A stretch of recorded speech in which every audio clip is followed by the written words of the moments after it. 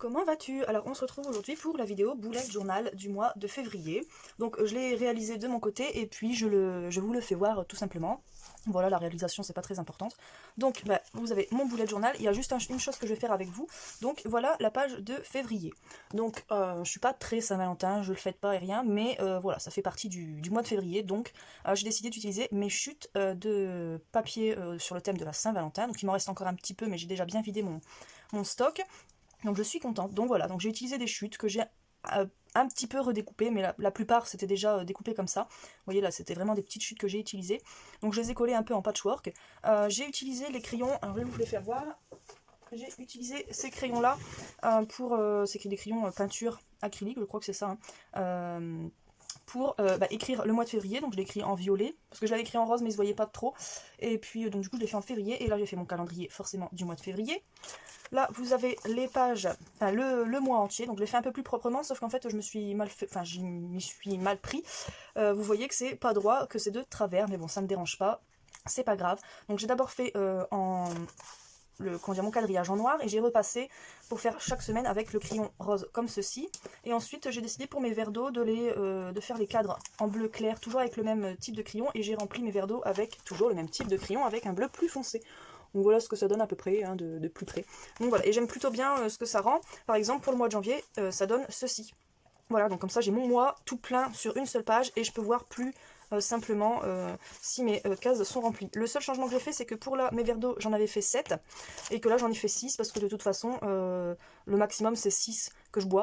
6 verres que je bois, donc du coup j'ai pas voulu en faire 7, comme ça au moins si c'est plein je suis contente, et puis quand je serai plus souvent à 6 verres bu, je pourrais me faire une 7ème case pour remplir le 7. Je veux pas me mettre un objectif trop grand, l'année dernière j'avais fait 8 cases et c'était trop, et c'était un peu trop, comment dire, ça me démoralisait un peu entre guillemets, hein, c'est un gros mot, mais ça me démoralisait pardon, de voir que je ne remplissais que la moitié ou 5 cases sur 8, que là il y en a 6, si je remplis les 6 je serai plus contente, et donc du coup ça me motive un peu plus. En tout cas c'est comme ça que je fonctionne.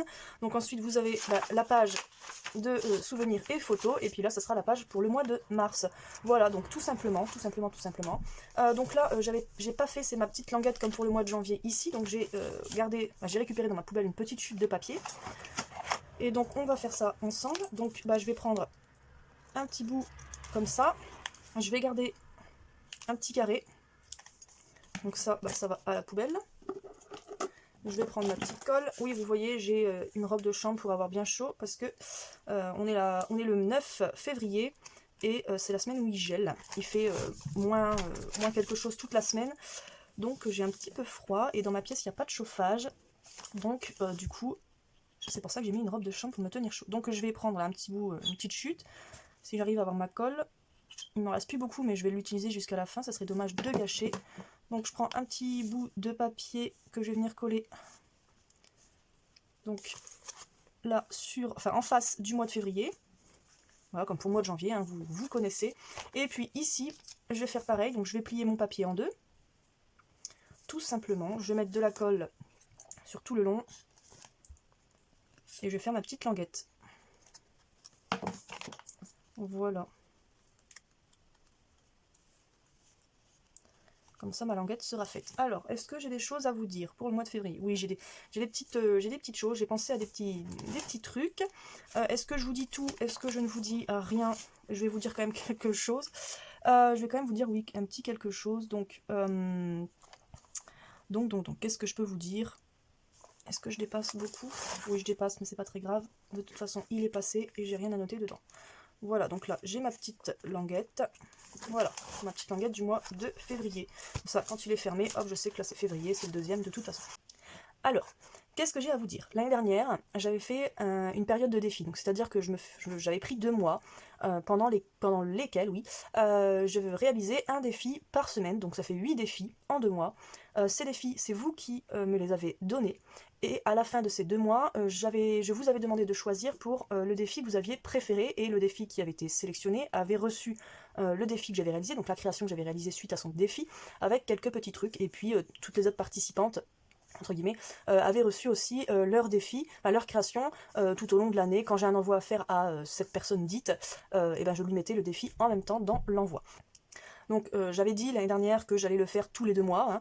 Et puis au final il y a eu le concours des 1 an de la chaîne, donc je n'avais pas fait ces périodes de défi. Et puis après, bon bah la fin d'année est arrivée, etc. Donc je n'avais pas continué, mais je vais le reprendre parce que j'aime bien, parce que ça me manque de faire des défis.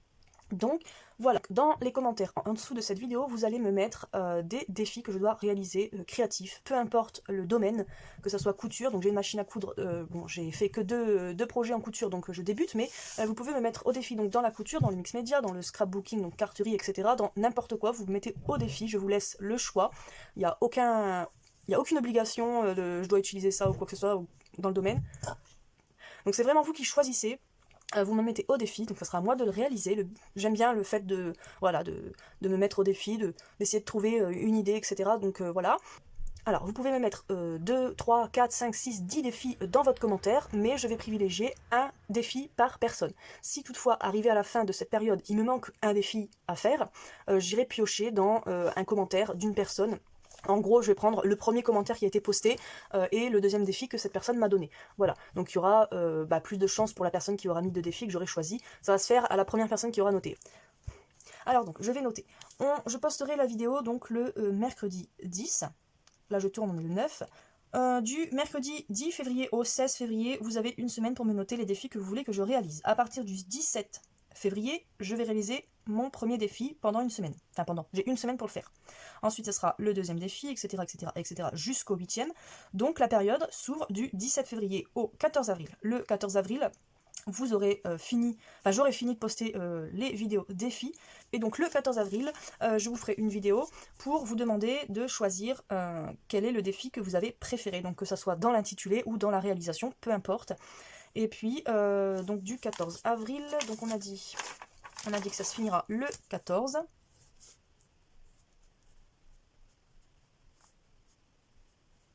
Donc le 14 avril, fin de la période. J'arrive pas à écrire. Du 14 au 21, je vous laisserai une semaine pour noter en commentaire de la vidéo du 14 avril qui vous avez préféré. Et donc le 21, il y aura l'annonce des résultats. Il y aura l'annonce des résultats. Et puis après voilà, j'enverrai à la personne qui aura gagné, qui aura été choisie par vous. Et puis après on verra bien si c'est une personne à qui j'ai l'adresse ou pas. Donc là, je vais noter pour le 10 février, ouverture de la période défi. Le 17, du 17 au 24, c'est le premier. Du 24 au 3, c'est le deuxième. Du 3 au 10, c'est le troisième. Du 10 au 17, c'est le 4e. Du 17 au 24, c'est le 5e. Du 24 au 31, c'est le 6e. Ensuite, du 31 du mois d'avant au 7, c'est le 7e. Et puis, donc, du coup, du 7 au 14, ce sera le 8e défi. Voilà, est-ce que vous avez compris? Je pense. Donc là, vous voyez comment ça va s'organiser un peu, et moi au moins, je l'ai noté. Donc voilà, à vos défis. Donc je vous laisse écrire en commentaire en dessous de cette vidéo quel défi vous voulez que je réalise. Et moi, je vais mettre ici période de défi.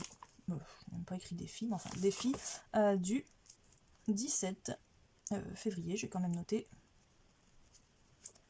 au 14 avril. Voilà, comme ça, moi, j'ai plus qu'à noter vos défis. Donc, il m'en faut 1, 2, 3, 4, 5, 6, 7 et 8. Voilà, donc, j'attends vos défis. J'attends vos défis en commentaire. Et puis voilà, c'est parti pour une nouvelle période de défis. J'ai hâte de découvrir ce que vous me réservez. Et puis, j'ai surtout hâte de réaliser et de savoir si j'ai réussi. Voilà, et bien écoutez, moi, je vous fais plein de bisous. Je vais vous souhaiter une bonne journée, une bonne semaine, un bon mois. Et puis, à bientôt dans une prochaine vidéo. Bye!